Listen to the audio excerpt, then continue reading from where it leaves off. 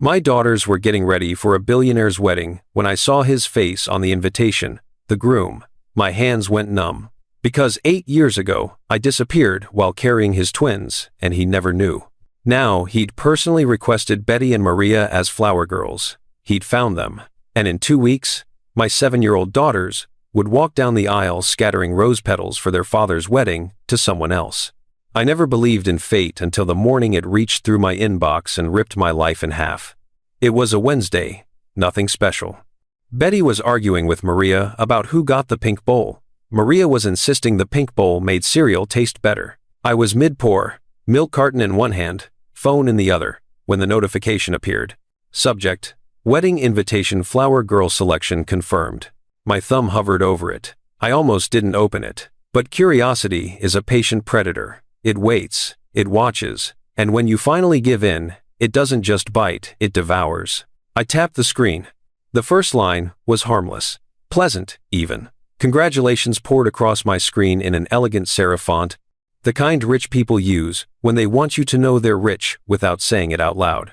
My daughters Betty and Maria Chen had been selected as flower girls for an upcoming wedding.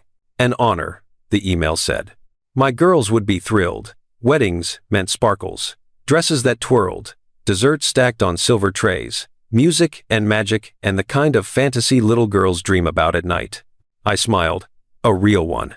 The kind that reaches your eyes and warms your chest. Then, I kept reading. And that smile didn't just fade. It shattered. At the bottom of the PDF invitation, in bold, unmistakable letters, was the groom's name. Daniel Hardin. The milk carton slipped from my hand. It hit the counter. White liquid splashed across the granite, pooling near the edge, dripping onto the floor. I didn't move. I didn't breathe. Betty looked up. Cereal spoon paused midair. Mommy? I couldn't answer. Because Daniel Hardin wasn't just some billionaire CEO whose wedding my daughters had randomly been invited to. He wasn't a stranger whose name happened to appear on an elegant piece of digital cardstock. He was my former boss, my former lover, and the father of the 2 little girls currently arguing over a pink cereal bowl in my kitchen. The father who had no idea they existed. Remember that detail, that name, because what happens when he finally sees them will change everything. My vision blurred. The phone felt like it weighed 100 pounds. I set it down carefully, like it might explode if I moved too fast. Mommy, you're doing the thing again, Maria said, her voice tinged with concern. What thing, sweetheart? The watery eyes thing.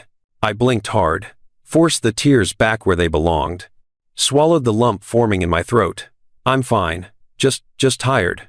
Betty wasn't convinced. She had Daniel's eyes, deep, blue, the kind that see more than you want them to. Did someone say something mean to you? God, if only it were that simple. No, baby, nobody said anything mean.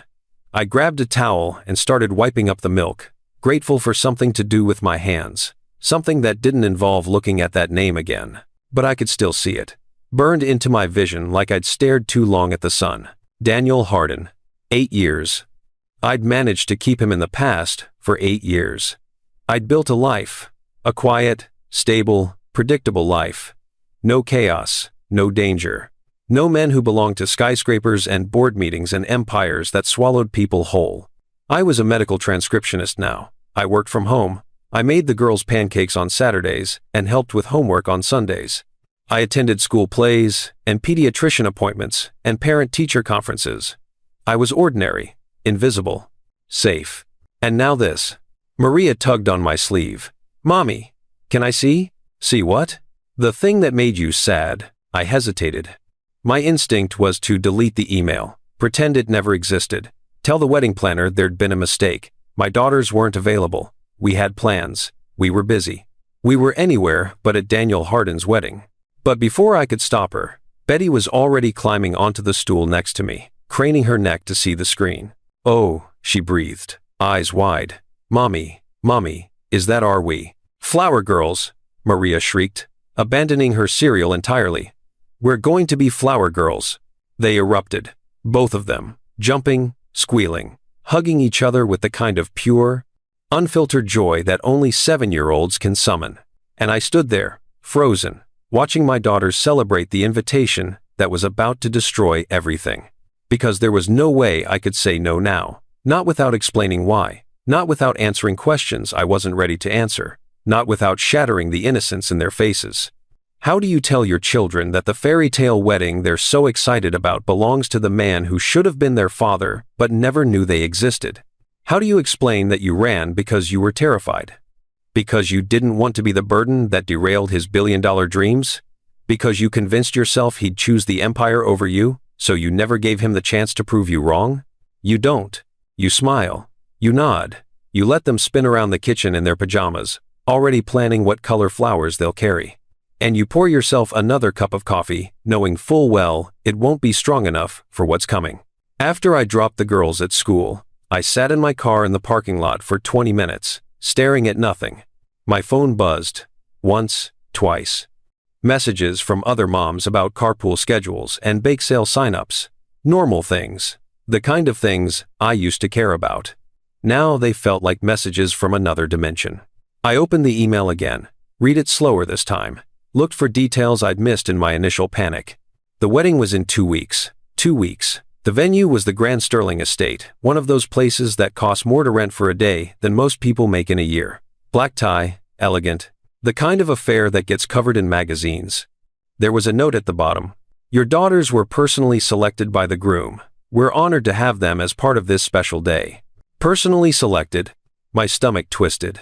Why would Daniel personally select 2 random 7-year-old girls to be flower girls at his wedding? He didn't know them. He didn't know me anymore. I'd disappeared from his life over a decade ago, and as far as I knew, he'd moved on without a second thought. Unless… No, that was impossible. There was no way he could know. I'd been so careful. I'd changed my phone number, moved to a different part of the city, used my mother's maiden name, Chen, instead of my own. I'd erased every trace of Rachel Monroe from his world. So why did it feel like the ground was crumbling beneath me? I scrolled through the attached documents, dress-fitting appointments, rehearsal schedules, contact information for the wedding planner, a woman named Ellis Sanders, and then, at the very bottom, a photo. A professional portrait, Daniel and his bride-to-be. She was beautiful. Of course she was. Blonde, poised. The kind of woman who looked like she'd been born knowing which fork to use at a 5-course dinner. She wore pearls, a cream-colored dress, a smile that belonged on the cover of a bridal magazine. And Daniel? God. Daniel looked exactly the same. Older, yes. A few lines around his eyes, his jaw a little sharper. But those eyes, that presence, the way he stood like he owned not just the room, but the entire world around him. I remembered what it felt like to stand next to him. To feel small, and safe, and seen all at once. To believe, even for a moment, that maybe I mattered to someone like him. I'd been so stupid. A knock on my window made me jump. I looked up to see another mom, Jennifer, I think her name was, waving cheerfully, mouthing something about coffee. I forced a smile, shook my head, pointed to my phone like I was in the middle of something important. She nodded and walked away, and I let out a breath I didn't know I'd been holding. I couldn't do this. I couldn't take my daughters to that wedding. I couldn't stand in a room with Daniel and pretend everything was fine. Pretend I hadn't spent 8 years raising his children alone. Pretend my heart didn't still skip when I saw his name. But what choice did I have? If I said no, the girls would be devastated. They'd ask why. They'd cry. They'd feel like I was stealing something magical from them. And if I said yes? If I said yes, there was a chance Daniel would see them. Really see them. See the dark curls that matched his. The blue eyes. The way Betty tilted her head when she was thinking, just like he used to. The way Maria laughed loud and unfiltered the same way he did when he forgot to be the CEO for 5 seconds. What would he do if he figured it out? Would he be angry? Devastated? Would he demand answers I wasn't ready to give? Or worse, would he feel nothing at all? I closed my eyes and leaned my head back against the seat. What am I supposed to do now? I whispered to the empty car. But the universe, as always, didn't answer. It just waited. And so did I. I couldn't go home. Not yet. Not with the walls closing in and my thoughts screaming at frequencies only I could hear. So I drove. No destination, no plan, just movement. Because sitting still meant thinking, and thinking meant drowning. I ended up at Riverside Park, the same place I used to walk when the twins were newborns, and sleep was a fantasy I'd forgotten how to believe in. The path along the water was quiet this time of day. Joggers, dog walkers, people living lives that made sense. I found a bench beneath an oak tree and sat down, pulling my jacket tighter against the October chill. And for the first time in 8 years, I let myself remember everything I'd worked so hard to forget. 8 years ago. Hardin Tech Tower, 42nd floor. Corner office with glass walls and a view of the city that made you feel like you owned the world, or at least worked for someone who did. I was 26, Daniel's executive assistant. Fresh out of grad school with a communications degree I was still paying off, and ambitions I hadn't yet learned to temper. He was 31, already a legend. The boy genius who turned a software startup into a billion-dollar empire before most people figured out what they wanted to do with their lives. Everyone called him Mr. Hardin. Everyone except me, but only when we were alone. It started small. The way these things always do. Late nights working on acquisition deals. Takeout containers stacked on his desk. Him loosening his tie around midnight, running a hand through his dark hair, looking at me like I was the only person in the building who understood the weight he carried. "You're still here," he'd say, surprised every time, even though I was always still there. "Someone has to make sure you eat," I'd reply, sliding a container of lo mein across his desk. He'd smile, that rare, genuine smile that didn't belong to shareholders or journalists or board members, just to me. The first time he touched me, really touched me, was after the Vanguard merger closed. 3 months of 18-hour days. His hand on my shoulder, warm and steady, as he thanked me for holding everything together. "I couldn't have done this without you, Rachel." The way he said my name made something inside me crack open. It should have stayed professional. I knew that. He knew that. But somewhere between the late nights and the shared silences and the way he looked at me when he thought I wasn't paying attention, professional became impossible. The first kiss happened in his office, 2 a.m. Rain hammering against the windows. We just finished a presentation that would secure $200 million in funding. He stood. I stood. And suddenly, the space between us felt electric and unbearable and inevitable. "Tell me to stop," he whispered, his hand cupping my face. I didn't. I should have, but I didn't. For 6 months, we existed in a world that belonged only to us. Secret, stolen, impossibly fragile. We didn't go to restaurants or events or anywhere his name might be recognized. Instead, we met at his apartment, a penthouse that felt more like a museum than a home. All glass and steel and sharp edges. He'd cook, badly, burn pasta, and set off smoke alarms, while I laughed so hard, I cried. We'd talk for hours. About his childhood in Cleveland. His mother who cleaned houses to pay for his college applications. His fear that no matter how much he built, it would never be enough to prove he deserved to be in rooms with people who were born into wealth. And I'd tell him about my own mother, widowed young, working double shifts to keep me in school, teaching me that survival wasn't pretty, but it was holy.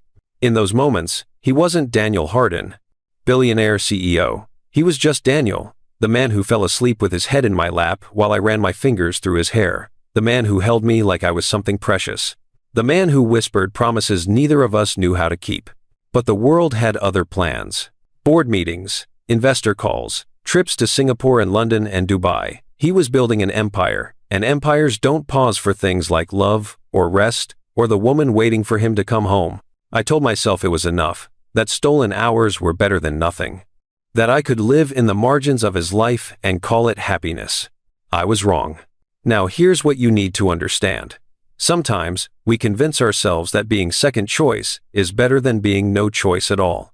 If you've ever loved someone who couldn't see you the way you needed to be seen, you know exactly what Rachel was feeling. And if you want to see whether she finally finds the courage to demand more, hit that subscribe button because this story is about to get even more complicated.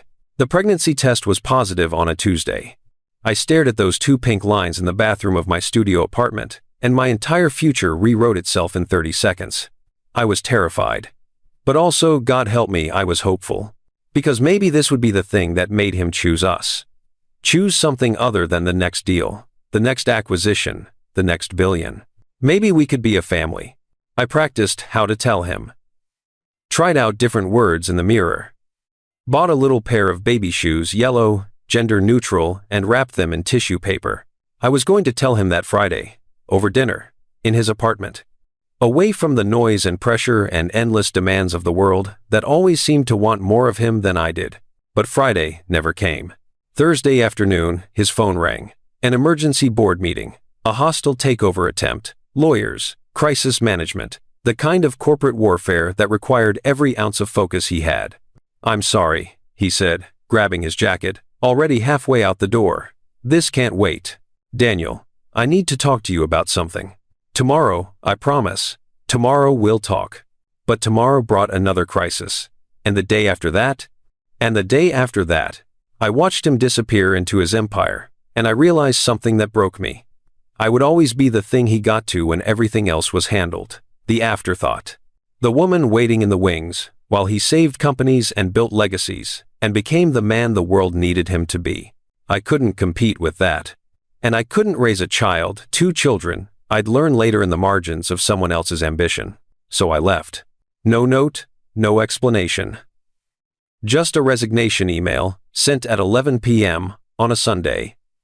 When I knew he'd be too buried in work to stop me. I deleted his number, blocked his emails, moved in with my mother in a neighborhood he'd never think to look. And I disappeared. The twins were born on a February morning that felt like the world ending and beginning at the same time. Betty came first, screaming, furious, her tiny fists clenched like she was ready to fight the universe. Maria came second, quiet, curious, her eyes open and alert, like she was already trying to figure everything out.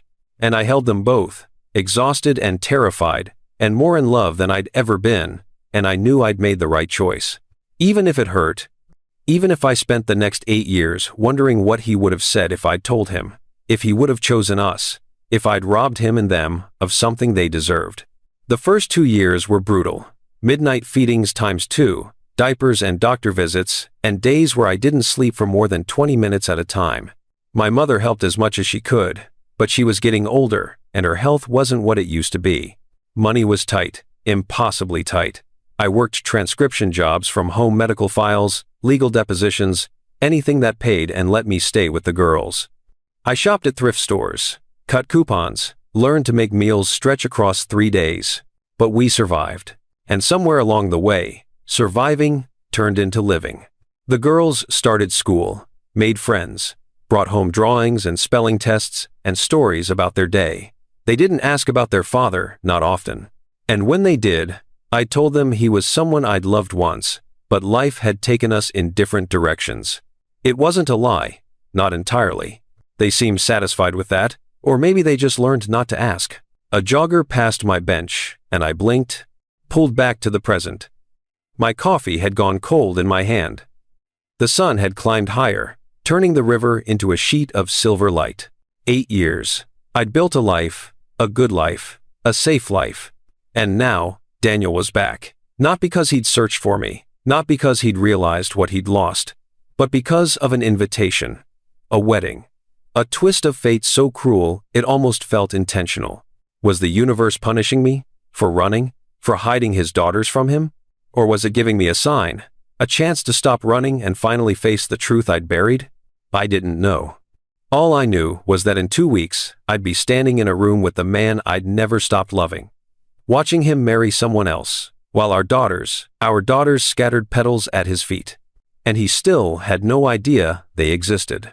I pulled out my phone, stared at the email again, at his face in that photo, at the life he'd built without me. "What do you want from me?" I whispered to the screen. But Daniel Hardin, as always, didn't answer. He just waited. And this time, I had no choice but to walk toward him. The phone rang 3 days later, while I was folding laundry in the living room. I almost didn't answer. Unknown number, probably spam. Another robocall about my car's extended warranty or a vacation package I'd never signed up for. But something made me pick up. Instinct. Dread. The same feeling you get right before bad news lands. "Hello? Miss Chen?" The voice was female, professional. The kind of polished tone that came from years of managing rich people's expectations.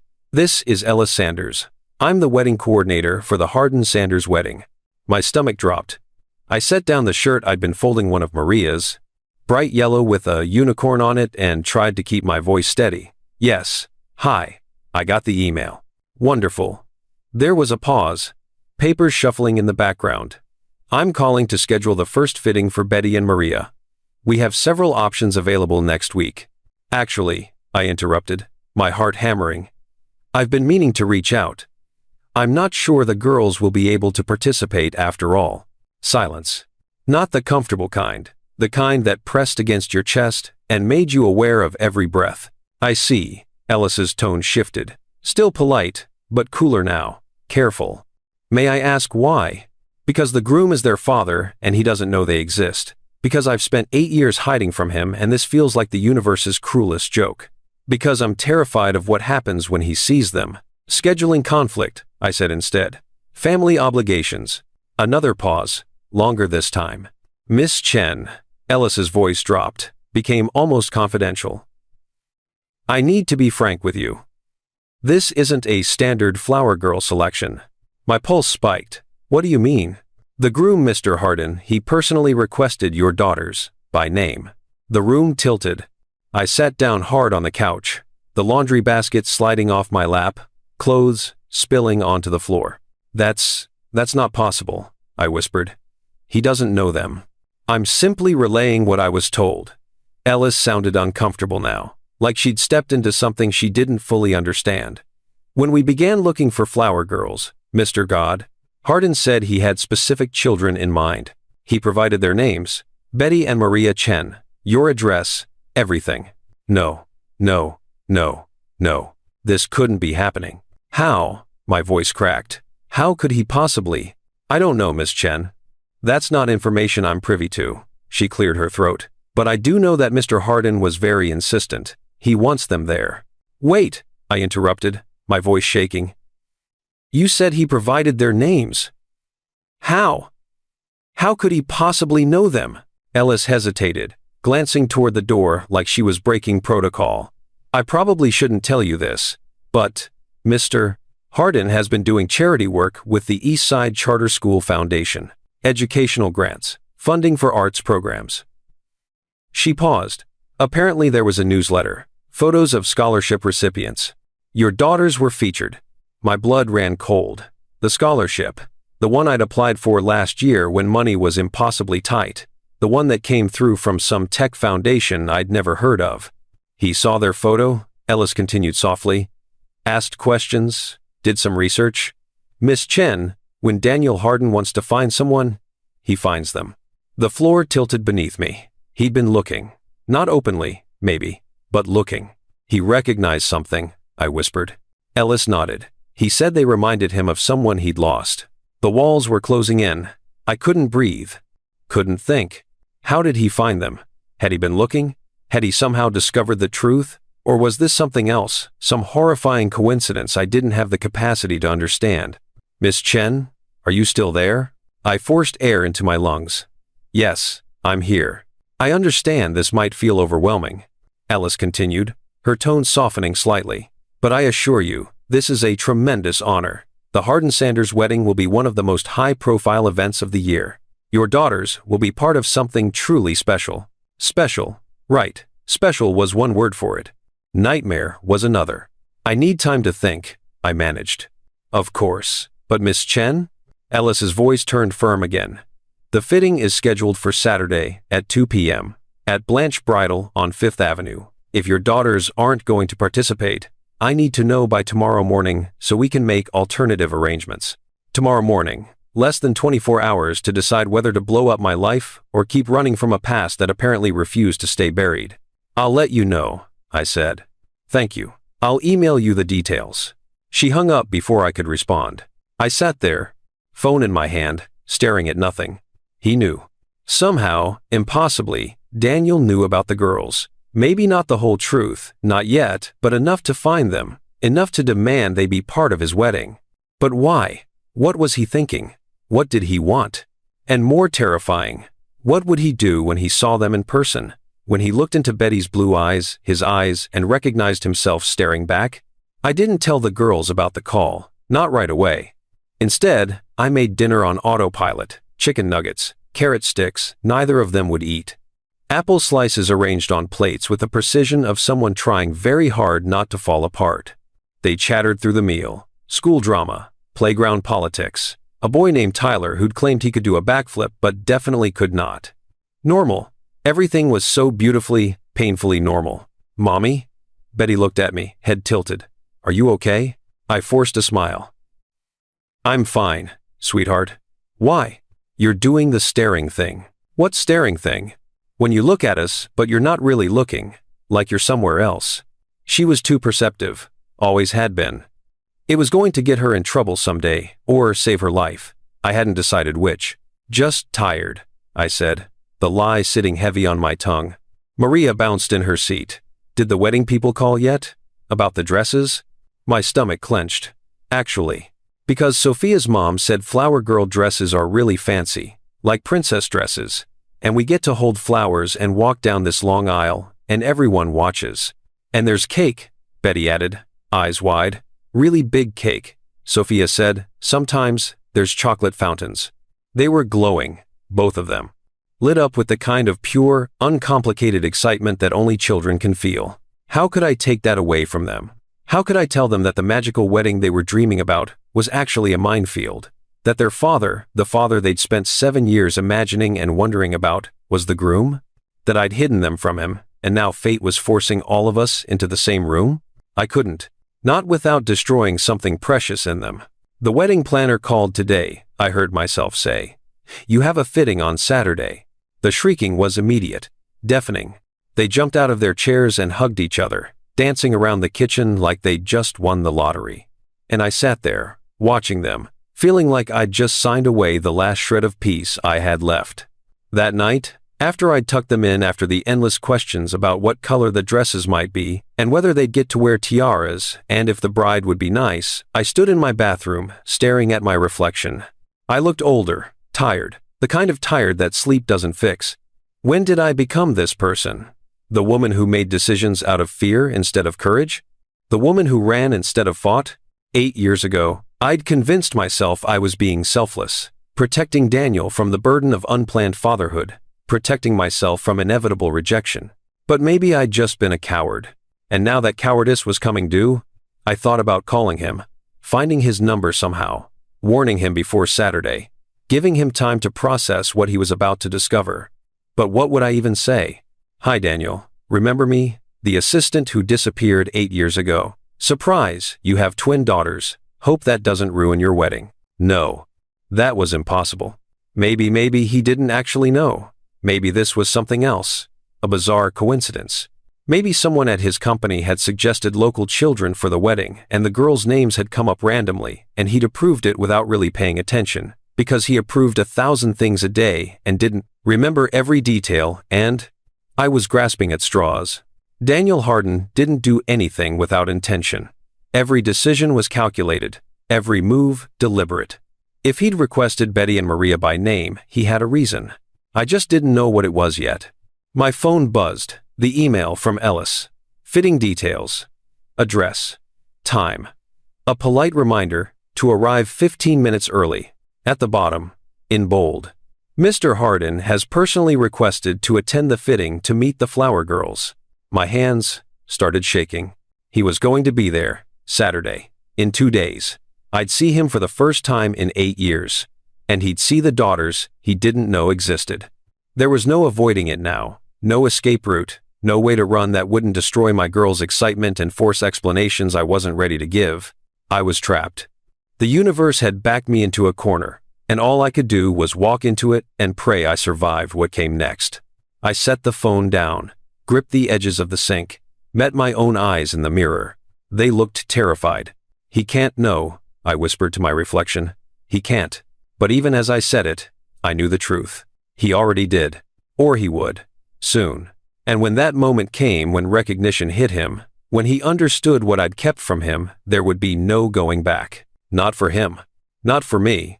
Not for any of us. Saturday arrived too quickly. I'd barely slept.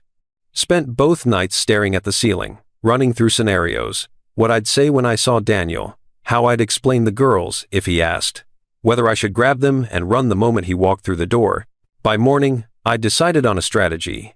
Get in, get out. Avoid Daniel entirely. Simple, clean, impossible. Betty and Maria were awake before sunrise, too excited to sleep.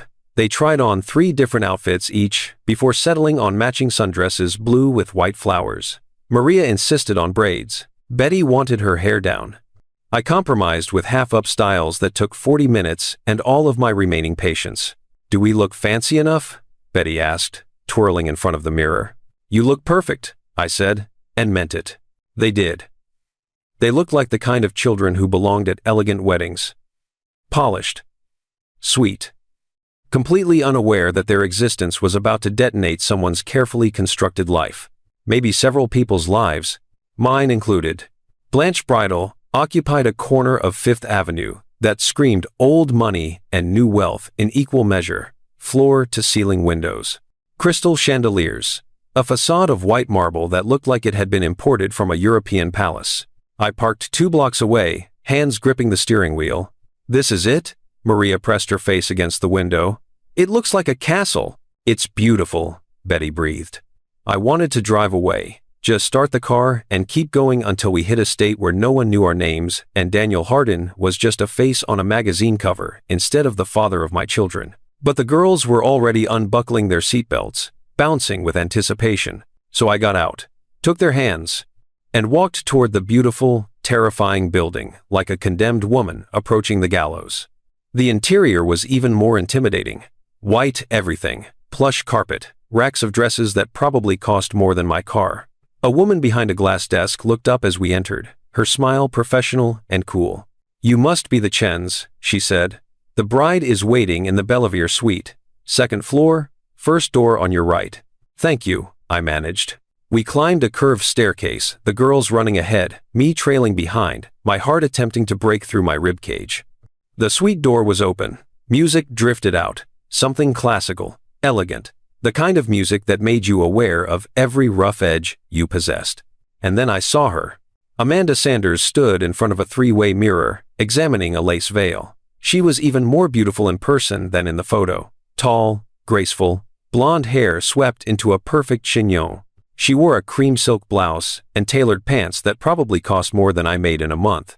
She turned when she heard us, and her face lit up. "You must be Betty and Maria." Her voice was warm, genuine.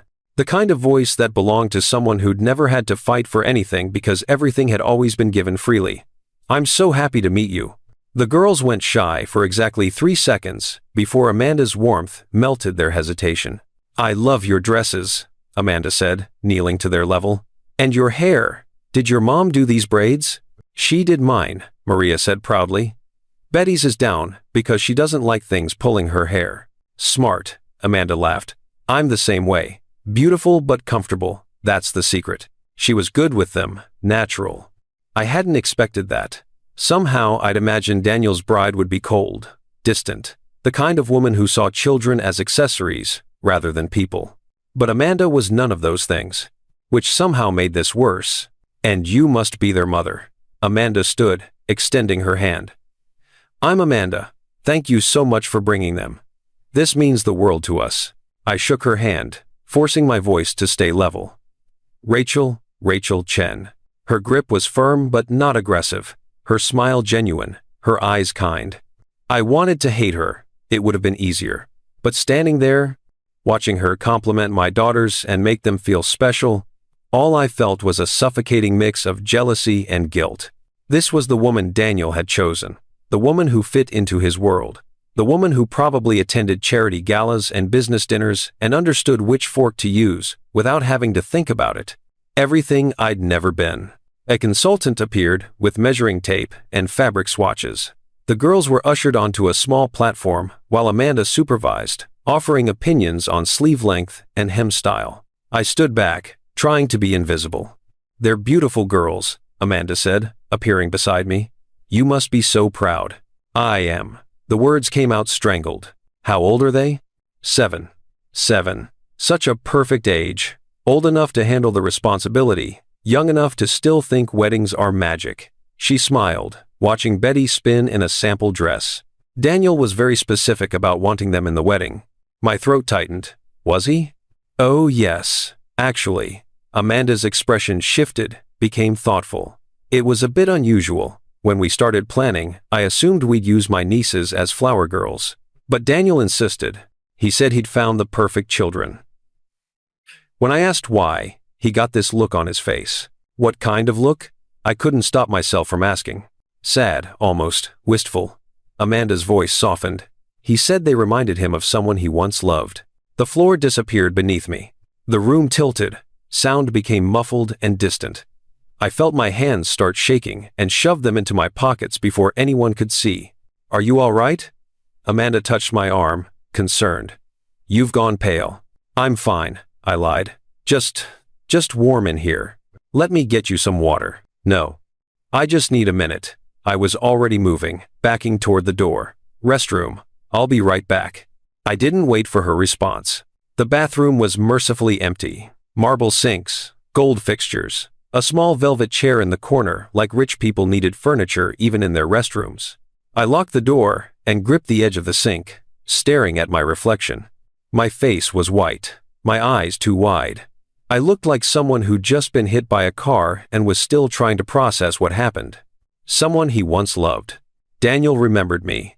After 8 years, after I disappeared, after he'd moved on and built a life, and found someone else, he still remembered. And somehow, he'd connected the dots, seen the girls, recognized something. But how much did he know? Did he suspect? Or had he figured it all out and was just waiting for the right moment to confront me? A sob broke free. I clamped a hand over my mouth, muffling it. This was a mistake. All of it. I should have said no. Should have protected us. Should have grabbed the girls the second Ellis mentioned Daniel's name, and disappeared again.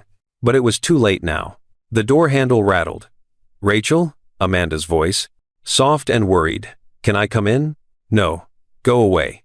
Leave me alone, to fall apart in peace. Just a second, I called, my voice shaking.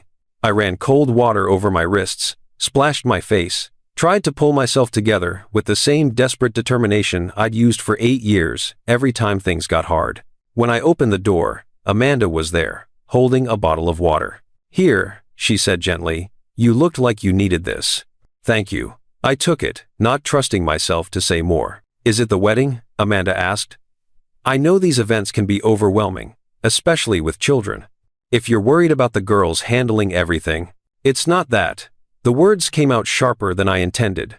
Sorry, Hey, Amanda's hand found my shoulder. It's okay. Whatever it is, it's okay. But it wasn't okay.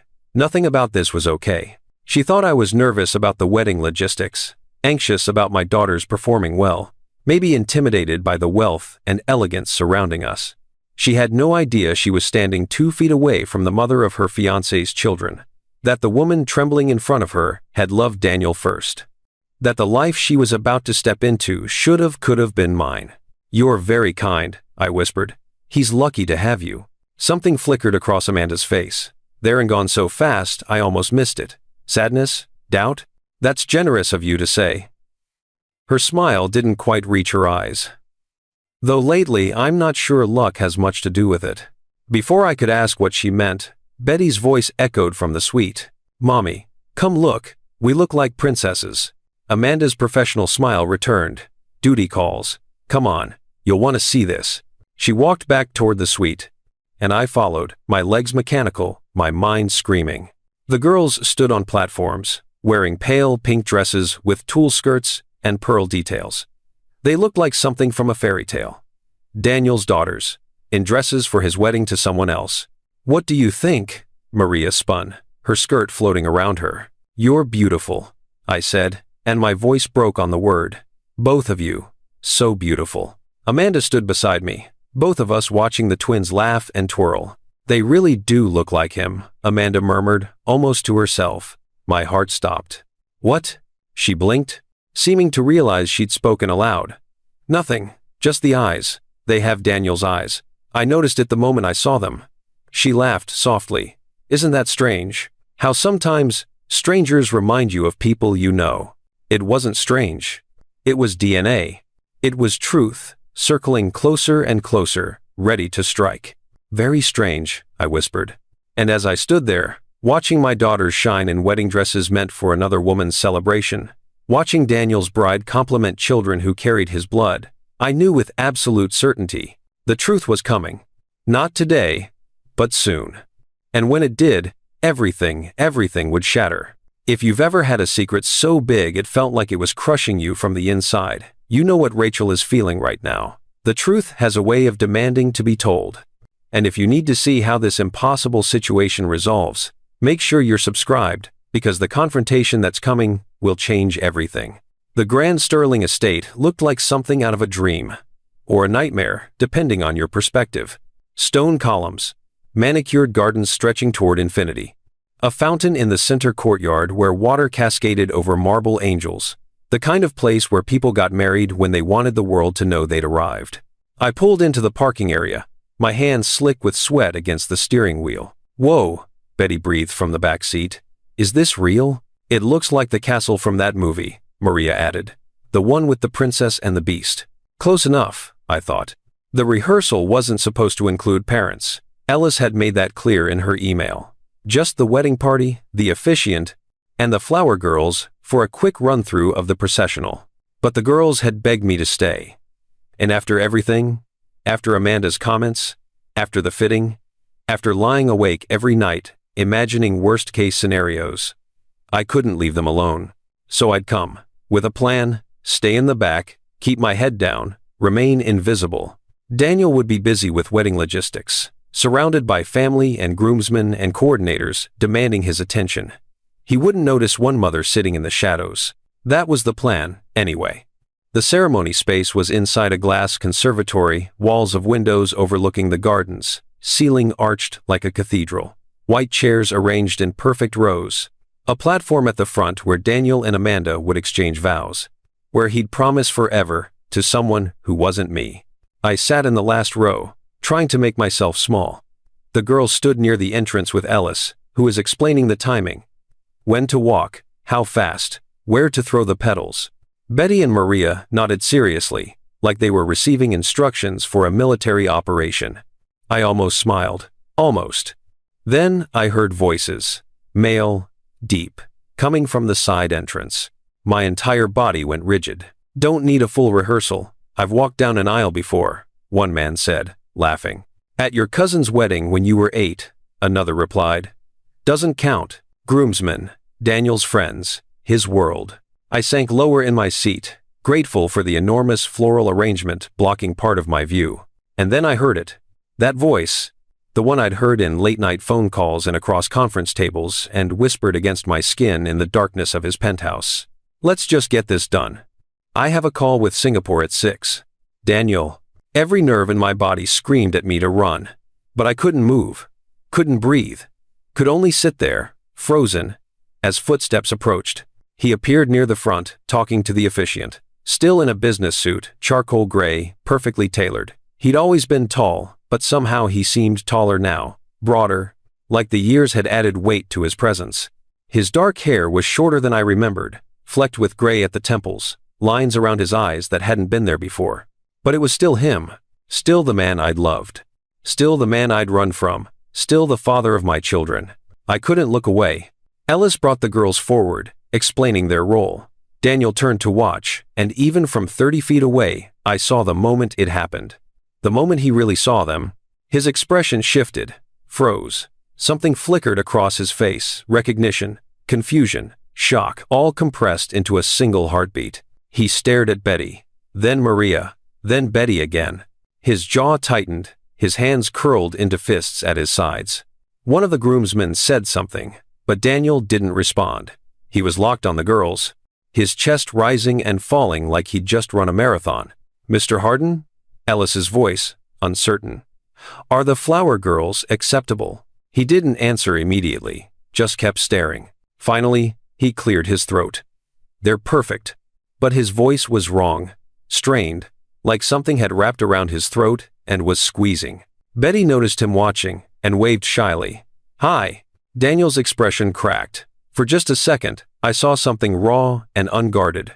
Pain, longing, devastation. Then he rebuilt the mask, smiled at them with practiced charm. Hello. You must be Betty and Maria. I'm Maria, Maria corrected. She's Betty.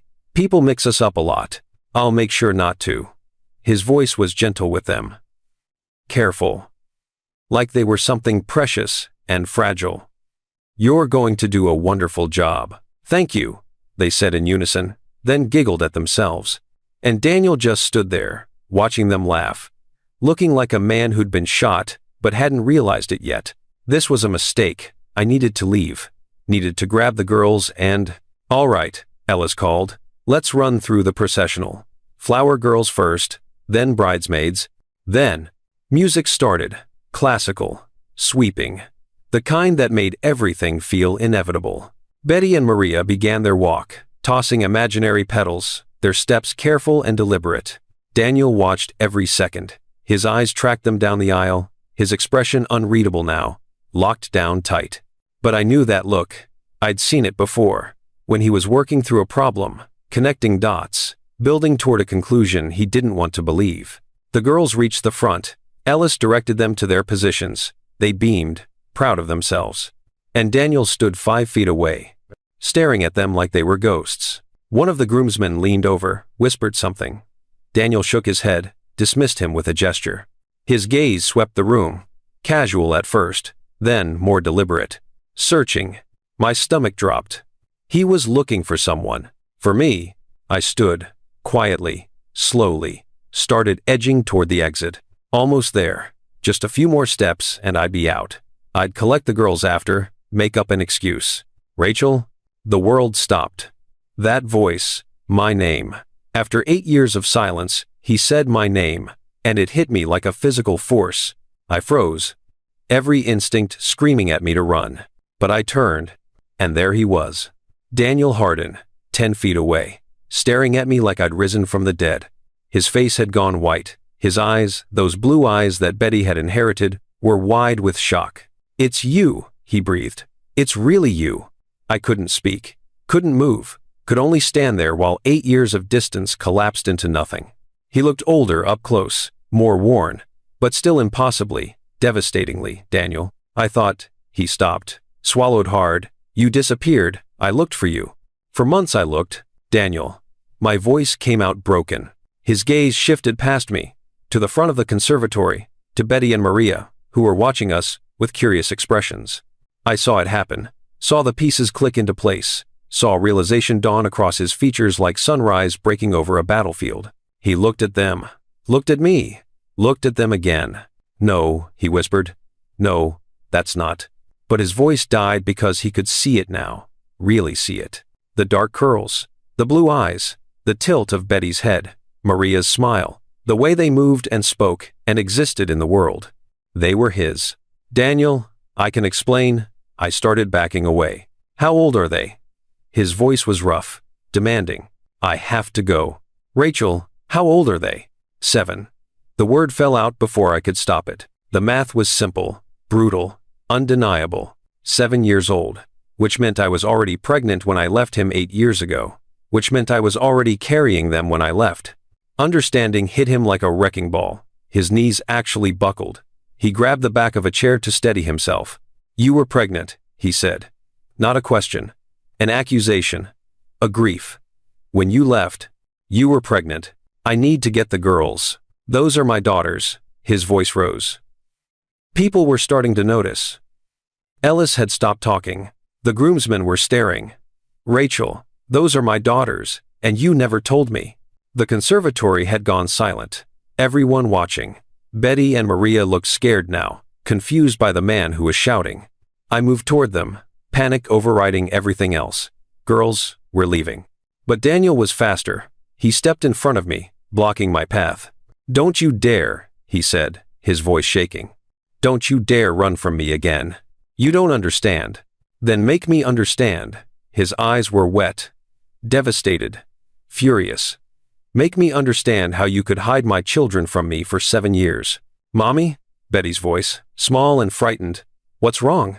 I pushed past Daniel, grabbed both girls' hands. Nothing, sweetheart. We're just leaving early. Rachel, stop. Daniel's hand caught my arm. Not rough, but firm. Desperate. Please.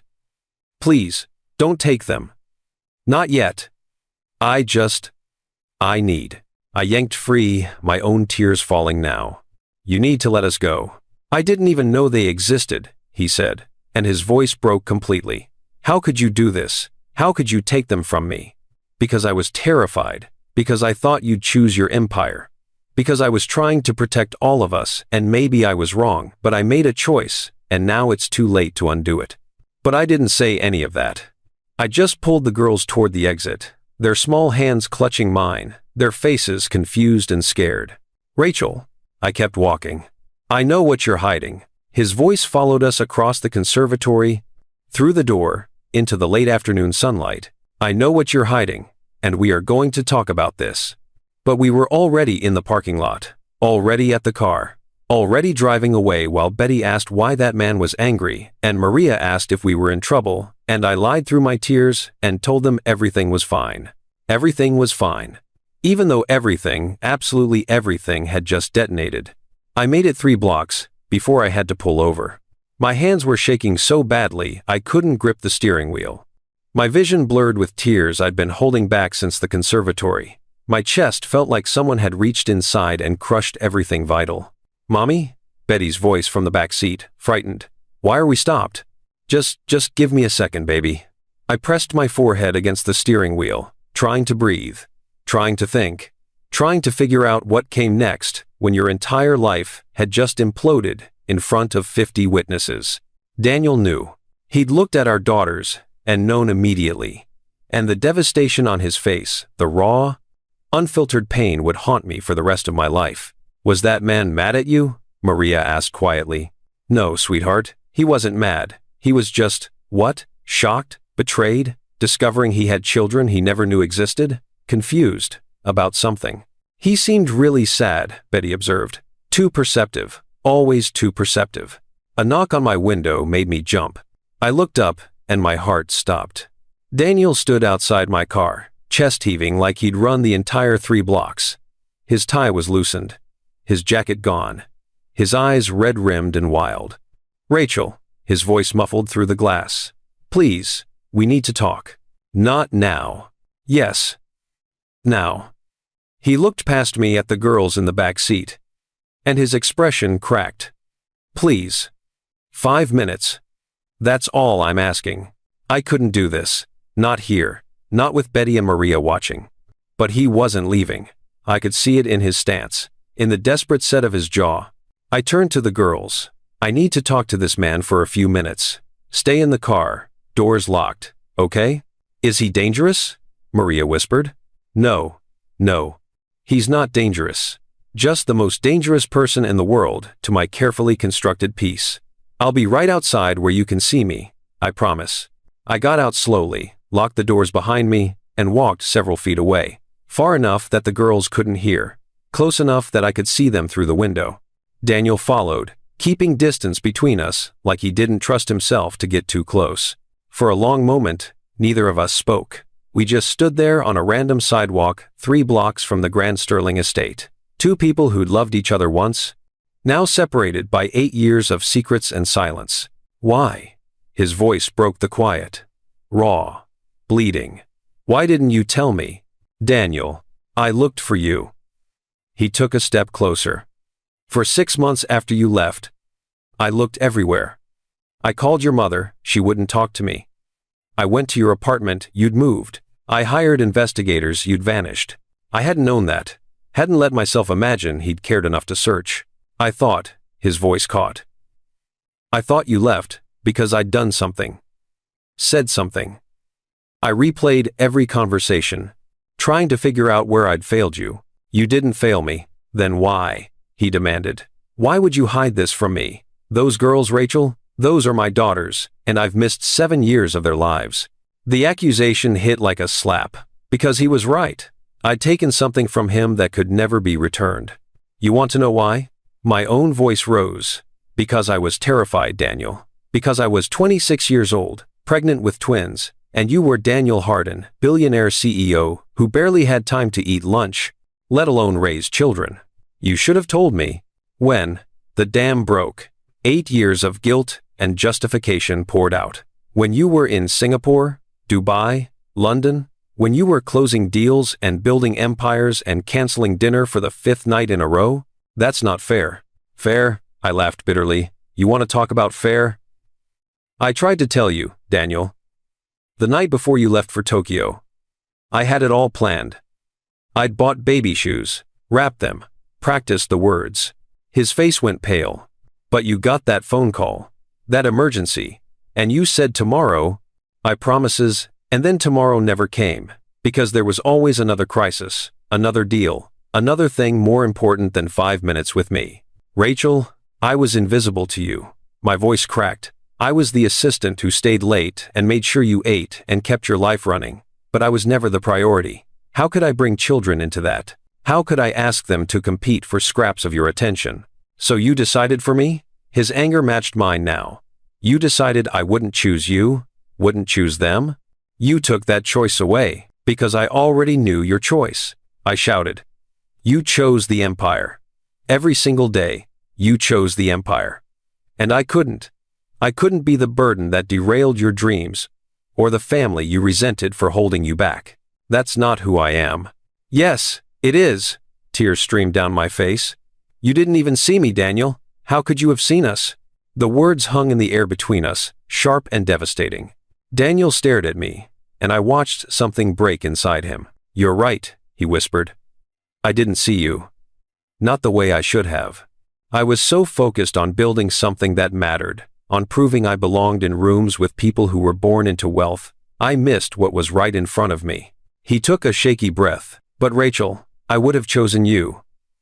If you'd told me, if you'd given me the chance, I would have chosen you. No, you wouldn't have. I shook my head. You would have tried, for a few weeks, maybe months, but eventually, the board would have needed you, the investors, the next acquisition, and you would have looked at me and those babies and felt trapped. You don't know that. I know you, I said quietly. I knew you then, and I loved you too much to watch you grow to resent us. Silence fell, heavy and aching. Movement caught my eye. I turned and saw Betty and Maria, pressed against the car window, watching us. Their faces worried, confused. Daniel followed my gaze, and the moment he saw them, really saw them watching him, his knees buckled. He steadied himself against a street lamp, his hand shaking. They're mine, he said. Not a question anymore. A statement, a reality he was still trying to process. I nodded, the fight draining out of me. Betty and Maria are your daughters. His eyes filled with tears. I have daughters. Yes. 7-year-old daughters who don't know I exist. They know someone exists, I said softly. I told them their father was someone I loved once. That life took us different directions.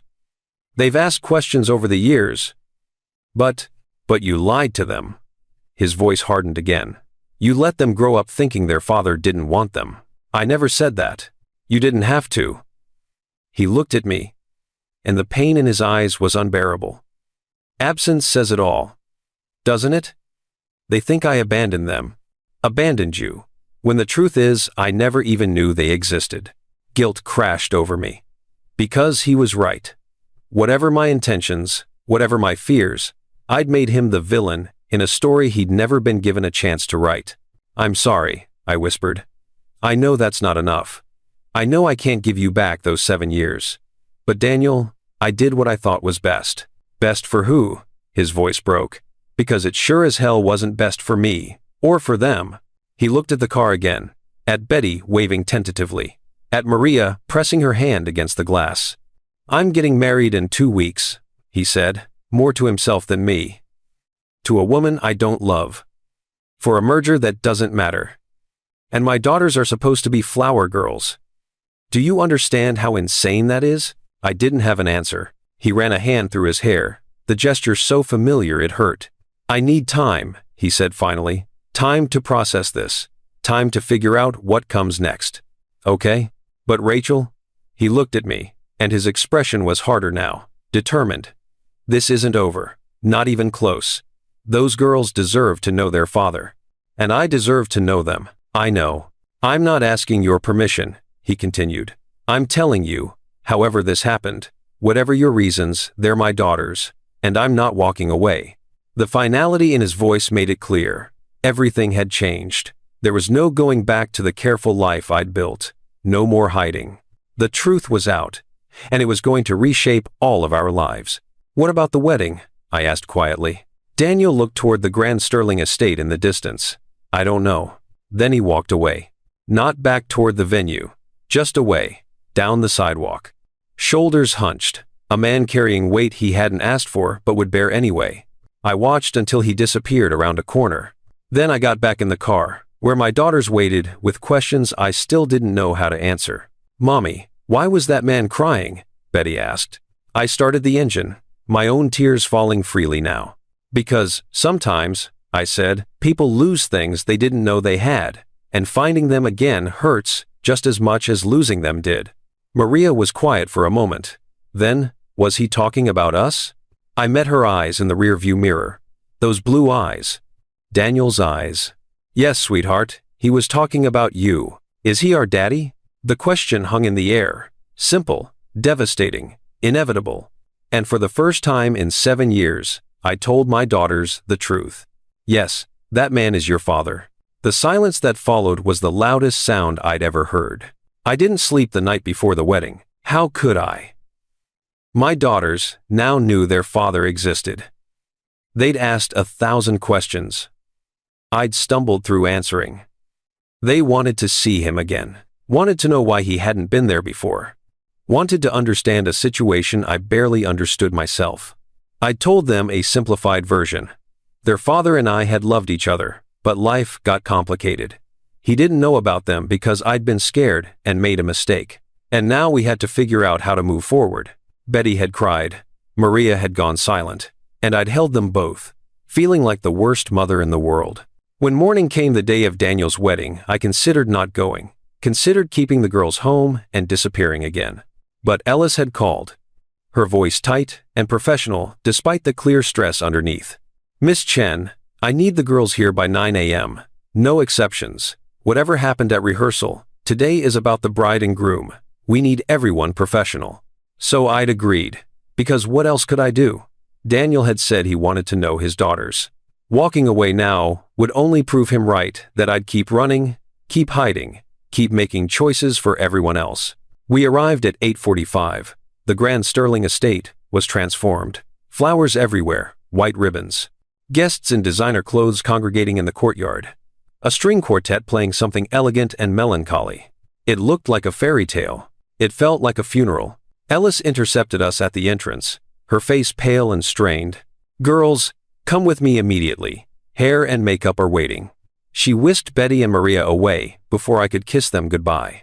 I stood alone in a hallway filled with strangers, trying to figure out where to hide for the next 3 hours. Then Ellis reappeared, frantic now, her carefully maintained composure cracking. "Miss Chen, Rachel, I need your help." "What's wrong?" She pulled me into an empty sitting room, closed the door, and I saw her hands were shaking. "The groom won't come out of his suite." My heart stopped. "What?" "He's locked himself in, won't answer the door, won't take calls. The ceremony is supposed to start in 90 minutes and," her voice broke, "he won't say the vows." The room tilted. "Maybe he's just nervous." "No." Ellis shook her head. "I've coordinated 50 weddings. I know, nervous. This is something else." His best man said. Daniel told him the wedding is off. Off. The word hung in the air like smoke from an explosion. "Why are you telling me this?" I asked, though I already knew. Ellis looked at me with exhausted clarity. "Because whatever happened at that rehearsal, whatever is between you and Mr. Harden, it's connected to this. And if there's any chance you can talk to him..." No, I can't. Please." Desperation replaced professionalism entirely. "The Sanders family has invested $2 million in this wedding. 300 guests are arriving. The bride is hysterical. If this wedding doesn't happen, careers will end. Mine included." I wanted to refuse, wanted to tell her this wasn't my responsibility, that Daniel's choices were his own. But the truth was, this was partly my fault. I detonated his life 3 days ago, and now the shrapnel was hitting everyone. "Where is he?" I asked quietly. Relief flooded Ellis's face. Second floor, East Wing, the Windsor Suite. I climbed the stairs on legs that felt like water. Guests were starting to fill the conservatory. I heard their voices, their laughter, completely unaware that the wedding they'd traveled for was disintegrating behind closed doors. The Windsor Suite was at the end of a long hallway. I knocked softly. "Daniel?" Silence. "Daniel, it's Rachel." Ellis asked me to. The door opened. He stood there in dress pants and an undershirt, his tuxedo jacket abandoned on the bed behind him. His eyes were red, his hair disheveled. He looked like a man who'd been awake all night fighting with himself. "You shouldn't be here," he said, but he didn't close the door. "Ellis said you won't come out." Ellis should mind her own business. "Daniel, I can't do it, Rachel." His voice cracked. "I can't stand up there and promise forever to someone I don't love while my daughters, our daughters, watch from the front row." The confession hung between us, raw and devastating. "Is that what this is?" I asked carefully. "A loveless marriage?" He laughed bitterly. "It's a merger. Amanda's father needed capital. My board wanted access to Sanders' financial networks. We're both willing participants in a transaction that benefits everyone except us. Amanda knows this? She's known from the beginning. We've been honest with each other, at least." He met my eyes. "More honest than some people." The barb landed. I deserved it. "Then why go through with it at all?" I asked. "Because it made sense." He ran a hand through his hair, that familiar gesture of frustration. "Because building empires requires sacrifice. Because I didn't have anything else to build toward. And now I have daughters," he said simply. "Now I have you standing in my hallway on my wedding day, reminding me that some things matter more than board approval." My breath caught. "Daniel, you can't blow up your life, because, why? Because you reappeared? Because I found out I'm a father?" His voice rose. "Rachel, my life was already blown up. I just didn't know it until 3 days ago." Footsteps echoed in the hallway. Urgent. Multiple people. Amanda's voice carried around the corner. "Need to talk to him now." Daniel's jaw tightened. "Here we go." Amanda appeared, still in her robe, hair half done, mascara streaked down her face. 3 bridesmaids flanked her. Her mother followed, fury radiating from every pore. Amanda stopped when she saw me. Confusion flickered across her tear-stained face. "You're the flower girl's mother." "Yes," I managed. "What are you doing here?" Before I could answer, Amanda's mother pushed forward. "Daniel Hardin, what is the meaning of this? 300 guests are downstairs." "I'm not getting married," Daniel said flatly. The hallway erupted. Amanda's mother's voice rose to a shriek. The bridesmaids gasped. Amanda herself went pale, gripping the wall for support. "You're what?" Amanda whispered. Daniel stepped out of his suite, and I saw the resolve in his face. The same determination he'd worn in boardrooms when making billion-dollar decisions. "I'm sorry, Amanda, but I can't do this. We had an agreement. Agreements can be broken." He looked at her with something like regret. "You deserve better than this. Than me. Than a marriage built on spreadsheets and stock prices." "How dare you?" her mother started. But Amanda held up her hand, silencing everyone. She stared at Daniel, then at me, and I watched understanding dawn across her face. "It's her, isn't it?" Amanda said quietly. "Those girls, they're yours." Daniel didn't deny it. Amanda laughed a broken, hollow sound. I noticed at the fitting, the eyes. The way you looked at them. I thought I was imagining things. "Amanda, no." She shook her head. "You don't get to apologize. You don't get to make this okay. You're leaving me at the altar, for a woman and children you've known for 3 days?" "I've known them for 8 years, Daniel said. "I just didn't know I knew them." The distinction seemed meaningless to Amanda. Fresh tears streamed down her face. "My father will destroy you for this," she said, her voice shaking. "The merger is dead. The deal is dead. Your board will crucify you. I know. You're choosing them over everything you've built?" Daniel looked at me, then at Amanda, and when he spoke, his voice was steady. "I'm choosing them over everything I've built wrong." Silence fell, heavy and absolute. Then Amanda's mother exploded. "We'll sue you for breach of contract, for emotional damages, for—" "Do what you need to do," Daniel interrupted. "But I'm not marrying your daughter." He turned and walked down the hallway, not toward his suite, toward the stairs, toward the conservatory where 300 guests waited for a wedding that would never happen. I followed without thinking. Amanda called after us, but her voice faded behind me. Listen closely to what just happened. Daniel Hardin just walked away from a $2 million wedding and a merger that could have made him billions, all because he discovered what really mattered. If you've ever had to choose between what looks good on paper and what's actually real, you know this took more courage than most people will ever have. Share this story with someone who needs to hear that it's never too late to choose what matters. And if you want to see what happens next, make sure you subscribe, because this is where everything changes. The conservatory had filled completely. Every seat taken, the string quartet playing processional music, flowers perfuming the air. Daniel walked straight down the center aisle, still in his undershirt, no jacket, no tie, and climbed the platform where he was supposed to pledge forever to Amanda Sanders. Whispers rippled through the crowd. Phones appeared. 300 guests, realizing something was very wrong. Ellis materialized at my side, her face white. "What is he doing?" "I don't know," I whispered. Daniel cleared his throat. The quartet stopped playing. Silence crashed over the conservatory. "Thank you all for coming," he began, his voice steady, despite the chaos. "I know you've traveled far, and invested time and energy into being here today, which makes what I'm about to say even harder." Murmurs grew louder. Someone in the back shouted a question. Daniel raised his hand. "There isn't going to be a wedding." The conservatory erupted. Gasps, shouts, chaos blooming in real time, as 300 people processed what they'd just heard. "Amanda Sanders is a remarkable woman who deserves someone who loves her fully," Daniel continued, his voice cutting through the noise. "That person isn't me. I can't marry her. I won't marry her. This wedding is over." He stepped down from the platform and walked straight toward me. The crowd followed his movement. 300 pairs of eyes landing on me, the woman in the back wearing a simple dress while everyone else glittered with diamonds and designer labels. "Rachel," Daniel said when he reached me. "Where are the girls?" "Backstage with Ellis's assistant." "I need to see them." "Daniel, there are cameras." "I don't care." His eyes were fierce, certain. "Let them take pictures. Let them write whatever they want. I'm done hiding what matters." And in that moment, standing in a conservatory filled with shocked wedding guests while a billion-dollar merger died in real time, I realized something terrifying and beautiful. Daniel Hardin had finally chosen, not the empire, not the deal, not the carefully constructed image. He'd chosen us. Ellis's assistant brought the girls out through a side door, away from the chaos in the conservatory. They still wore their pink dresses perfectly pressed, flower baskets in hand, completely unaware that the wedding they'd prepared for had just disintegrated. Betty saw me first.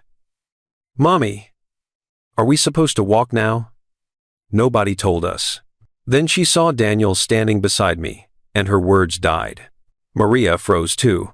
Both girls stared at the man who'd shouted in the conservatory 3 days ago. The man I'd told them last night was their father.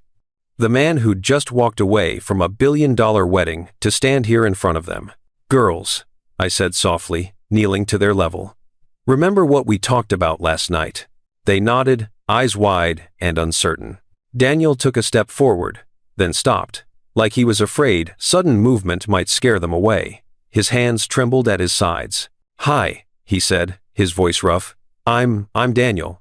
Betty and Maria looked at each other, one of those silent twin conversations that happened without words. Then Betty took a small step forward, gripping her flower basket like a shield. "Are you really our daddy?"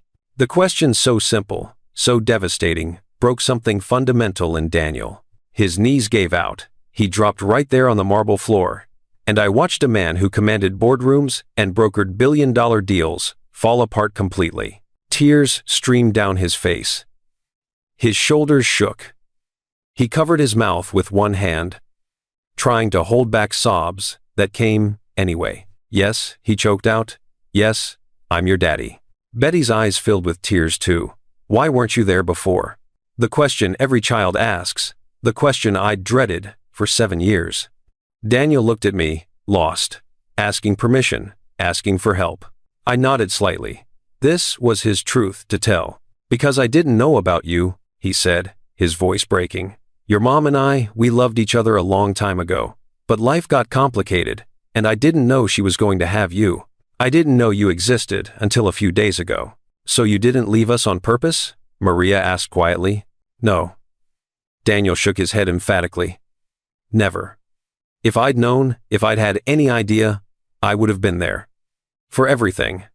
First steps, first words, first day of school. I would have been there. Betty studied him with those blue eyes, his eyes processing, evaluating. Mommy said you were someone she loved once, Betty said. Do you still love her? The question caught everyone off guard. Daniel's gaze found mine across the space between us. I never stopped, he said quietly. Not to Betty, to me. The air left my lungs. Maria took a step closer to Daniel, still cautious. Are you rich? Sophia said. Flower girls for rich people get presents. Despite everything, the tears, the tension, the emotional devastation, Daniel laughed. A real laugh that made him look younger, less broken. Yeah, sweetheart, I'm rich. Do we get presents? Maria, I chided gently. But Daniel shook his head. She can ask for anything she wants. Maria considered this seriously. Then, can we have a daddy? The simple request, so pure, so achingly innocent, destroyed what was left of Daniel's composure. Yes, he whispered. Yes, you can have a daddy, if you want me. Betty looked at Maria. Maria looked at Betty. Another silent conversation. Then Maria walked forward and wrapped her arms around Daniel's neck. He froze for a heartbeat, like he couldn't believe it was real. Then his arms came up slowly, carefully, and he held her, like she was made of glass. We always wanted a daddy, Maria said into his shoulder. We didn't know he was rich though. That's a bonus. Daniel laughed through his tears, clutching her tighter. Betty watched for another moment. Then she set down her flower basket with great ceremony and walked over. She didn't hug him immediately, just stood there, studying his face. You have sad eyes, she observed. I've missed a lot, Daniel said. That makes a person sad. Are you going to miss more stuff? No. His voice was fierce. Certain. Never again. I promise. Betty seemed satisfied with that. She put her small hand on his cheek, the gesture so tender and trusting, it made my throat close. Okay then, you can be our daddy. And just like that, with the simple acceptance only children possess, Daniel became a father. He pulled Betty into the embrace with Maria, and all three of them held each other on that marble floor, while wedding guests filtered out of the conservatory behind us, phones out, capturing the moment that would rewrite all of our lives. This moment right here, this is what happens when someone finally stops running and starts choosing. Daniel Hardin walked away from billions to kneel on a marble floor and become a father. If you've ever wondered whether love is stronger than fear, this is your answer. Hit that like button if this moment hit you right in the heart, because this is what real courage looks like. I stood apart, watching, not wanting to intrude on something they needed to have without me mediating. My heart was breaking and healing simultaneously. Breaking for the 7 years Daniel had missed. Healing because my daughters finally had what they'd always wanted. And I was terrified. Terrified this was temporary. That the reality of fatherhood would overwhelm him once the emotional high faded. That he'd resent the obligation. That he'd blame me for stealing these years from him. Rachel. I looked up to find Daniel standing, holding both girls' hands. They flanked him like bookends, and the resemblance was startling now that I saw them together. We need to talk, he said, all of us. About what happens next. Okay. But not here. He glanced around at the lingering guests, the photographers, Ellis frantically fielding questions from angry relatives. Let's go somewhere quiet. We ended up in one of the estate's private gardens, far from the conservatory, shielded by hedges and flowering trees. Betty and Maria ran ahead, exploring, their flower girl dresses bright against the green. Daniel and I sat on a stone bench, watching them, not touching, still separated by 8 years of hurt. I meant what I said in there, Daniel began, about never stopping, loving you. I mean, I couldn't look at him, Daniel. I know I don't have the right to say that.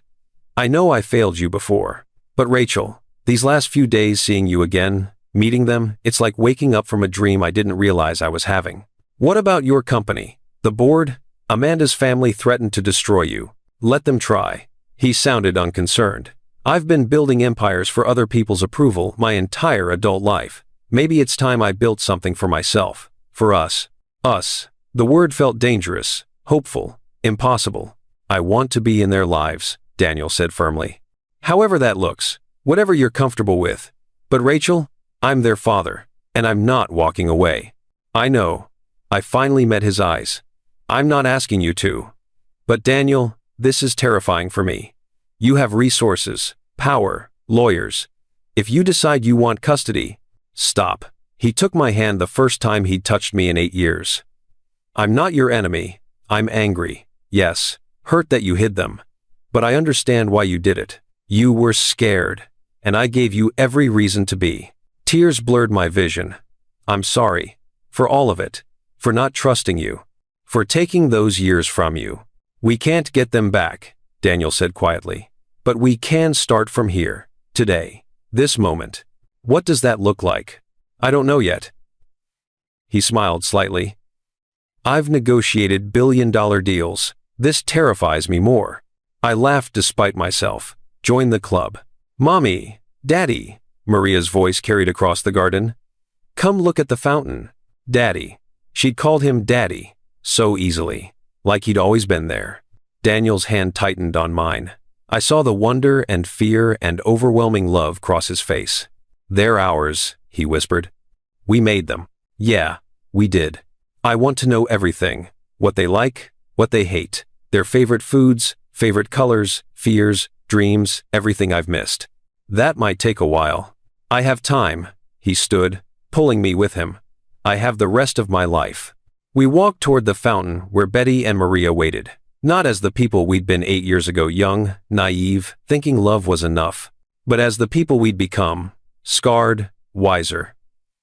Carrying hurt we'd have to work through. And for the first time, we walked as a unit.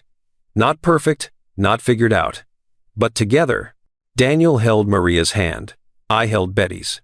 And we left the grand Sterling estate, leaving behind the wedding that never happened, the merger that dissolved, the carefully constructed lives that had crumbled, walking towards something uncertain, something real, something that felt dangerously close to a beginning. 3 days after the wedding that never happened, Daniel showed up at my door at 7 in the morning. I answered in my bathrobe, hair still damp from the shower, expecting a delivery driver or maybe my neighbor asking to borrow eggs. Instead, Daniel Hardin stood on my porch holding 2 coffees and a bag from the bakery 3 blocks away. I didn't know how you take your coffee anymore, he said, looking uncertain in a way I'd never seen before. So I got both with cream and sugar on the side. Daniel, what are you doing here? You said I could see the girls. I want to see where they live, how they live. He shifted his weight. If that's okay. I should have said no, should have established boundaries, should have made him wait until I was dressed and prepared and had my armor firmly in place. But he looked so hopeful standing there. So vulnerable. Come in, I said, stepping aside. My house was nothing like his penthouse. No marble, no floor-to-ceiling windows, no expensive art on the walls. It was a small 3-bedroom rental in a neighborhood where people actually knew their neighbors' names. Crayon drawings covered the refrigerator. Toys cluttered the living room. The couch had a stain from when Maria spilled grape juice 2 years ago that I'd never quite managed to remove. It was real life. Messy and imperfect, and nothing like the world Daniel inhabited. He stood in my living room, turning slowly, taking in every detail. The photos on the mantel, Betty and Maria at every age he'd missed. The height marks on the doorframe, showing their growth. The bookshelf, overflowing with children's books and school projects. This is their home, he said quietly. This is what I missed. Daniel. No, I need to say this. He set the coffee down, his hands shaking slightly. I've been in penthouses and mansions and hotels that cost $5,000 a night. And this, he gestured around the small, cluttered room. This is the most important place I've ever been. Before I could respond, thunder erupted down the stairs. Betty and Maria, still in their pajamas, froze when they saw Daniel. Daddy, Maria shrieked, launching herself at him. He caught her, lifting her up like he'd been doing it for 7 years instead of 3 days. Betty followed more cautiously, but she wrapped her arms around his waist. You came back, Betty said, like she'd been worried he wouldn't. I promised, didn't I? Daniel knelt, looking both girls in the eye. I'm going to keep showing up, every day, for as long as you'll have me. Even today? Maria asked. Especially today. What do you usually do on Saturdays? They looked at each other, then at me, seeking permission. I nodded, though my heart was hammering. Tell him. Pancakes, Maria announced. Mommy makes pancakes, and we watch cartoons. And then we do chores, and then… Can you make pancakes? Betty interrupted, studying Daniel. Honestly, I don't know, Daniel admitted. But I'd like to try. Watching Daniel Hardin, billionaire CEO, master of corporate empires, attempt to make pancakes in my small kitchen was surreal. He measured flour too carefully. Cracked eggs with the hesitation of someone who'd forgotten how. Nearly burned the first batch while trying to flip them too early. But he laughed when Maria corrected his technique. Listened when Betty explained the exact ratio of chocolate chips to batter. And when he finally produced a stack of mostly edible pancakes, the pride on his face was something I'd never seen in any boardroom. They're lopsided, he observed. They're perfect, Betty declared, drowning hers in syrup. We ate at my small kitchen table, the four of us barely fitting, elbows bumping, sticky syrup everywhere. Nothing elegant, nothing refined. And Daniel looked happier than I'd ever seen him. After breakfast, he insisted on helping with chores. You don't have to, I started. I want to. He was already rolling up his sleeves. Teach me. So I did. I showed him how to load the dishwasher the way Maria liked it, plates facing the same direction, or she'd reorganize them. How Betty required her bed, made with the pillows at a specific angle. How Saturday laundry meant sorting the girls' clothes while they helped by jumping in the clean pile.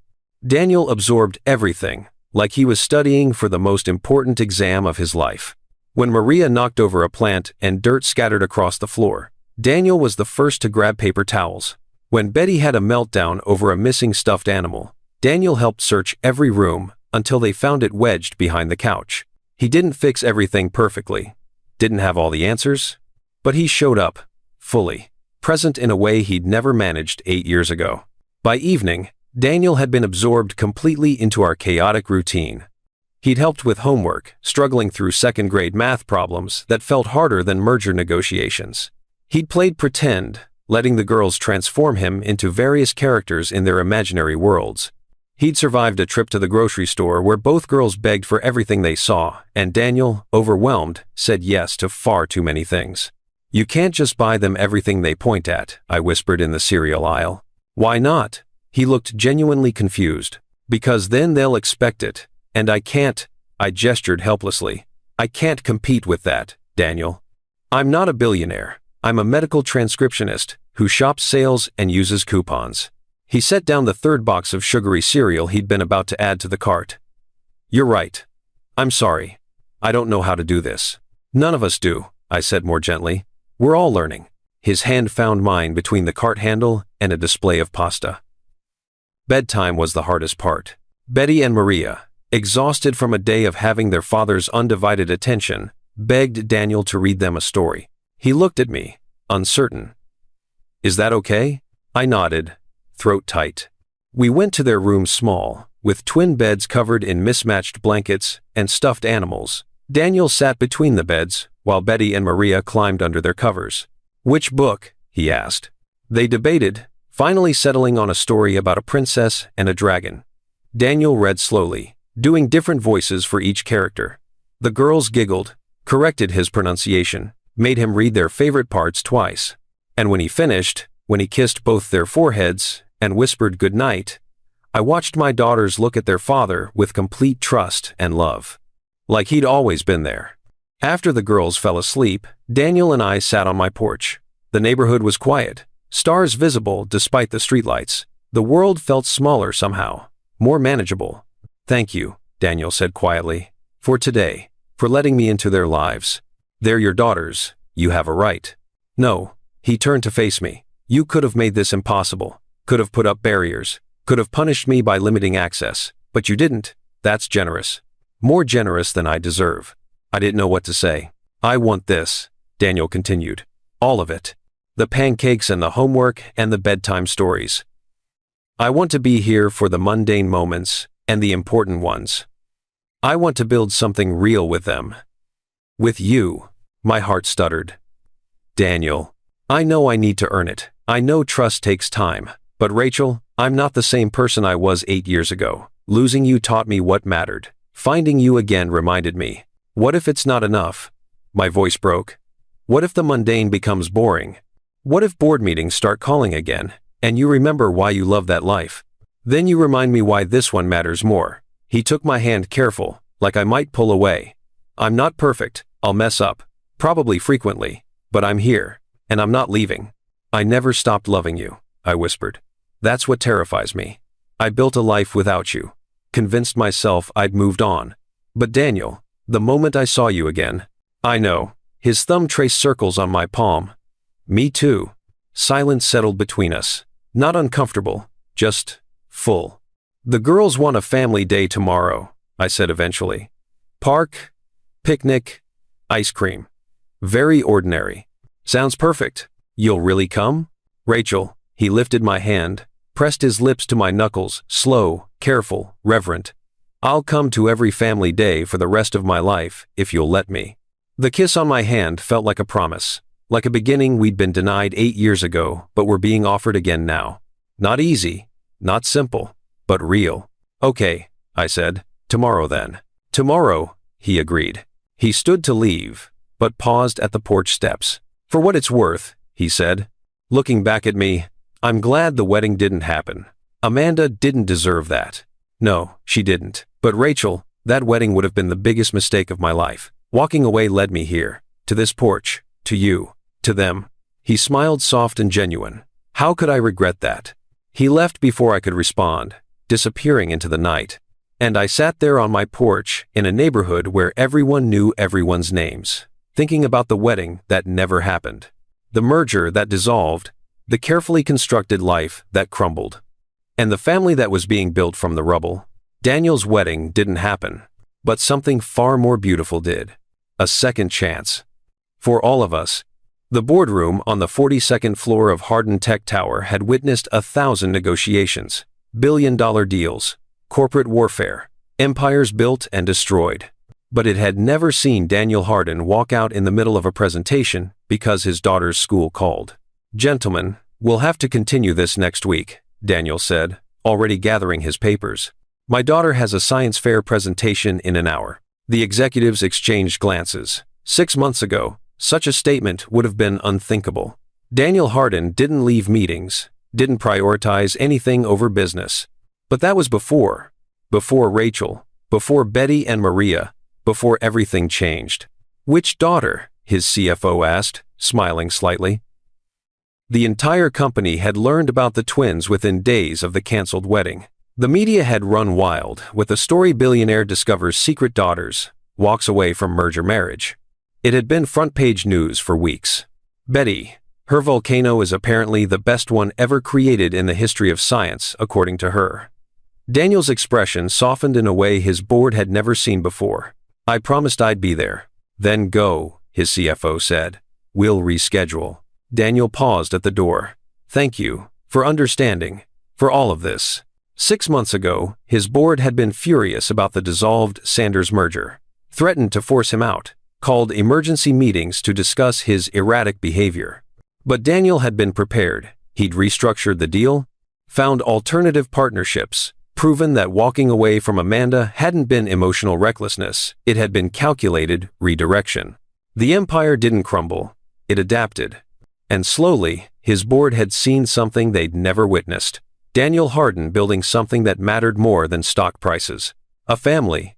Rachel was already at the school when Daniel arrived, saving him a seat in the crowded gymnasium. She looked up when he slid in beside her, and her smile made something in his chest tighten. Made it, he said, slightly breathless from running across the parking lot. Barely. Betty's group presents in 3 minutes. Where's Maria? Backstage helping with props. Apparently there's a lava crisis that required emergency intervention. Daniel laughed, the sound easy and genuine. 6 months ago, laughter had been rare. Now it came naturally, pulled from him by twin 7-year-olds, who taught him that joy didn't come from closing deals. Betty's group was called to the stage. She spotted Daniel immediately, her face lighting up. That's my dad, she announced to her group members, pointing. He came. The other children looked impressed. Betty had apparently told everyone her father was really rich, but also really good at making pancakes, which is more important. Rachel leaned closer to Daniel, her shoulder touching his. She was worried you wouldn't make it. I'll always make it, Daniel said quietly. I've missed enough. And he had. 6 months of showing up to school events, to doctor's appointments, to Saturday morning pancake rituals that had become sacred. 6 months of learning what it meant to be a father, instead of just a name on a birth certificate he'd never seen. After the science fair, after Betty's volcano had indeed proven to be the best one ever created, and earned a blue ribbon, they went for ice cream. It had become their tradition. Every Friday, the 4 of them squeezed into a booth at Giuseppe's, ordered too many flavors, and talked about their week. Normal, ordinary, perfect. So Dad, Maria said, chocolate ice cream on her chin, are you going to live with us now, or what? Rachel choked on her water. Daniel froze, spoon halfway to his mouth. Maria, Rachel managed, that's not we've talked about this. I know. You guys are taking it slow, or whatever. Maria made air quotes with chocolate-covered fingers. But it's been 6 months. That's like 100 years in kid time. Betty nodded seriously. We did the math. In kid years, you guys have been dating since we were born. That's not how math works, Rachel said weakly. But Daniel was looking at her with an expression she couldn't quite read. Hopeful, terrified, determined. Can we talk about this later? He asked. Privately? Rachel's heart hammered. Okay. Later came after dropping the girls at Rachel's mother's house for a sleepover. Rachel's mother, who'd been fiercely protective 6 months ago, had slowly warmed to Daniel once she'd seen him show up consistently, prove himself through actions, rather than promises. Don't keep her out too late, her mother said, but she was smiling. And Daniel? Whatever you're planning, don't screw it up. Yes, ma'am. They drove to the park, where they'd had their first family picnic. The sun was setting, painting everything gold and orange. They walked the path in comfortable silence, something that had taken months to rebuild. Finally, Daniel stopped at a bench overlooking the river. The girls are right, he said. 6 months is a long time. Rachel's stomach flipped. Daniel, let me finish. He took her hands, his grip warm and steady. 6 months ago, I walked away from a wedding because I realized I was about to make the biggest mistake of my life. And I don't regret it. Not for a second. The Sanders family sued you. We settled. It's done. He waved it away like it was nothing, though Rachel knew it had cost him millions. The merger dissolved. The board was furious. But Rachel, none of that matters compared to what I gained. Tears pricked her eyes. These 6 months have been the best of my life, Daniel continued. Learning to be a father, learning who Betty and Maria are, their favorite colors, their fears, their dreams, learning you all over again. We're still learning, Rachel said. We're still figuring this out. I know, and I'm not asking for perfect, I'm not asking for easy. He took a breath. But Rachel, I want more than Friday ice cream and weekend visits. I want mornings. I want the chaos of getting everyone ready for school. I want bedtime stories every night, not just the nights I'm scheduled. Daniel, I want to build a life with you, with them, a real one. His voice shook slightly. Not fast, not reckless, but intentional, committed, real. Rachel's tears fell freely now. I'm scared. Me too. He smiled slightly. Terrified, actually. But I'm more scared of looking back in another 8 years and regretting that I didn't try. What are you asking? Move in with me. Not the penthouse, I'm selling it. Too cold, too empty. I bought a house, 4 bedrooms, a backyard, in a neighborhood where people know their neighbors' names. He watched her carefully. There's a room for each girl, and a room for you. Separate, if that's what you need. No pressure. Just proximity. Family. Together. Rachel's mind raced. 6 months ago, this would have been impossible. Too fast, too risky. But 6 months of watching Daniel show up, of seeing him choose them over deals, of witnessing him become the father she'd hoped he could be, it had changed things. The girls would love that, she said carefully. And you? She looked at this man who'd walked away from everything to find his way back to her. Who'd learned to make pancakes and read bedtime stories and navigate second-grade homework. Who'd proven that people could change when they wanted to, badly enough? I never stopped loving you, she admitted. But Daniel, I need to know this isn't temporary. That when things get hard, when the girls are teenagers and difficult, when the mundane becomes boring, you won't remember your old life and regret this. Look at me. He cupped her face gently. I spent 8 years building an empire that meant nothing. I'm not going back to that. This you, them, us, this is what I want to build. For the rest of my life. Slow, Rachel said. We do this slow. As slow as you need. And if it doesn't work, it will work, Daniel said firmly. Because we'll make it work. Together. No more running. No more hiding. Just honest, messy, imperfect life. Rachel kissed him then. The first real kiss they'd shared in over 8 years. It tasted like tears and ice cream and second chances.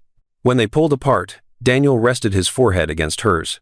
So is that a yes? It's a we'll try, Rachel said. And I'm terrified, but hopeful. Let's see if we can build something beautiful from all the broken pieces. I'll take it. He kissed her again, softer this time. I'll take whatever you're willing to give and spend every day proving I'm worth the risk. They sat on that bench as the sun set completely, planning a future that 6 months ago had seemed impossible. A house where pancakes were a Saturday tradition, where homework happened at kitchen tables, where bedtime stories were mandatory, where 2 little girls would grow up knowing their father chose them, every day, without question. Where Rachel and Daniel would rebuild what they'd lost, slowly, carefully, honestly. Sometimes the best things in life come from the plans that fall apart. Daniel walked away from a billion-dollar merger to build something worth infinitely more, a real family. If this story moved you, drop a comment below telling us about a time you had to choose between what looked perfect and what was actually real. And don't forget to subscribe, because stories like this about second chances, courage, and choosing what matters are what we're all about. Daniel's wedding didn't happen. But watching the stars appear over the river, hands intertwined, future uncertain but hopeful Rachel realized something beautiful had happened instead. They'd been given a second chance. And this time, they weren't going to waste it.